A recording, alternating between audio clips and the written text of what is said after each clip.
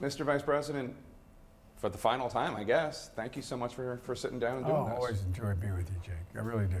So a lot of incredible tributes to you this week.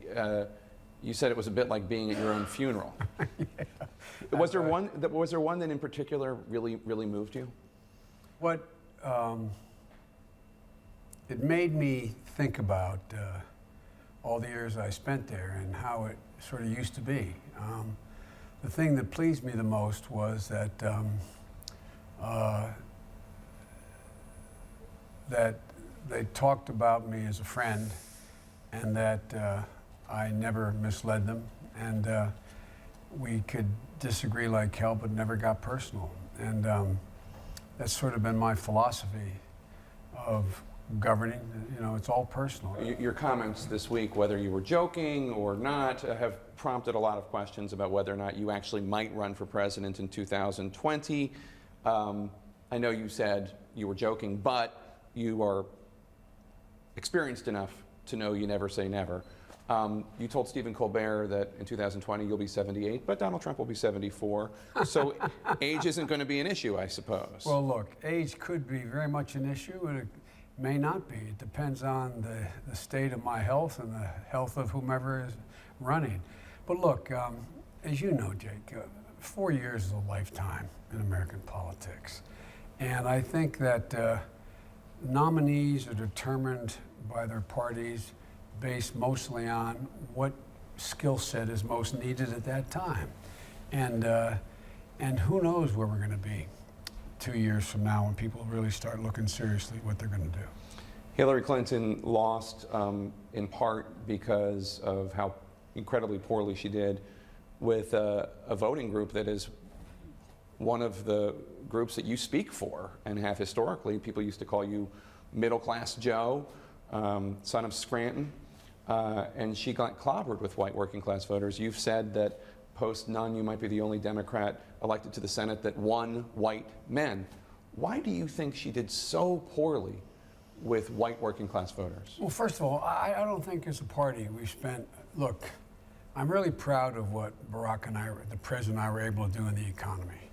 But if you notice the last 2 years in the President's State of the Union, there's been a shift in the focus now that we got the car out of the ditch and on the road and running, on really focusing on the real inequities that exist and still exist for working class, middle class people who are left behind.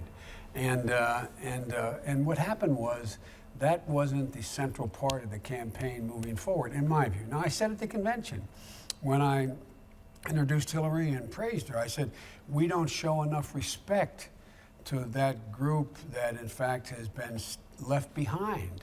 And these are people who had good, decent jobs. My dad used to have an expression, for real. He'd say, remember, Joe, a job's about a lot more than a paycheck. It's about your dignity. It's about your respect. And as much as we've come back, there's still a segment of people who had good, decent jobs 5, 10, 12 years ago. And they're having trouble looking their kids in the eye and saying, honey, it's going to be okay. I feel certain about where we are now. And we had to speak to those people. And, you know, globalization has not been an unalloyed asset to everybody. Some people have left behind. There's ways to deal with that, but we never got a chance to speak to it in this election, and I think we paid a price for it. And while millions of jobs have been created since you and President Obama took office, hundreds of thousands of manufacturing jobs have disappeared. Yeah.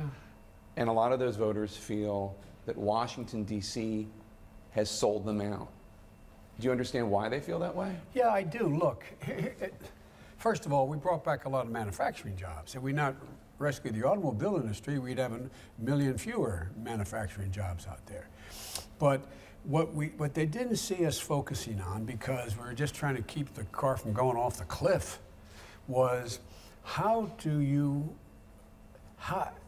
you do to help me deal with how fundamentally manufacturing has changed? So you don't think Hillary Clinton said that? She said it, but she never got a chance to say it. If you notice, and I know you know this, you're one of the most observant guys out there, not being solicitous.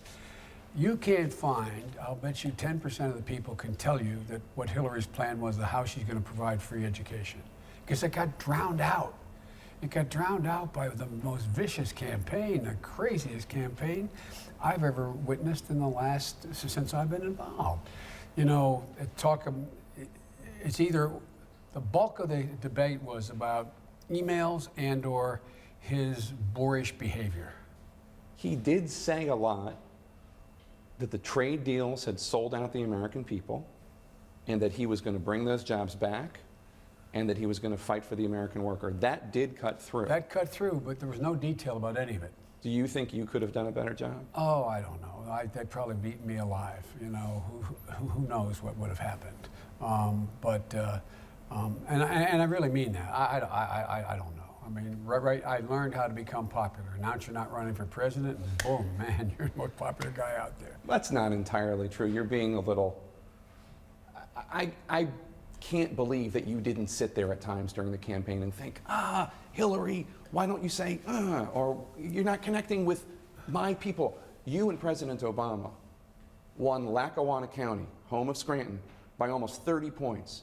Hillary Clinton she barely won it, like 3 or 4 points. Look, again, it was, it's so easy to go back and Monday morning quarterback. But I'm talking about quarterbacking during the game. Well, during the game, we believe that, and one of the reasons the president acknowledged he picked me was because of, hopefully, that I'm trusted or have some connection with those neighborhoods. But I don't think there's nearly, like one leading Democrat said, for every vote Biden's going to go out there and get some white guy to vote, I'll get 2 educated women to vote Democrat. We don't need, there's this sort of sense that's grown up in the Democratic Party that somehow these folks are I mean, these are good people, man. These aren't racist. These aren't sexist.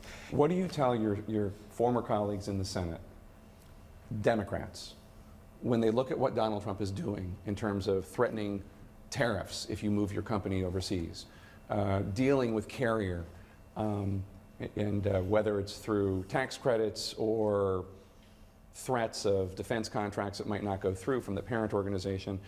Senator Joe Manchin told CNN yesterday, if this is what Trump is going to do to save every job in America, God bless him. What do you think? I think, look, I guess the best example I can give you is the Affordable Care Act. I love these guys. Ran against the Affordable Care Act, how terrible it is, how premiums went up, we're going to repeal it.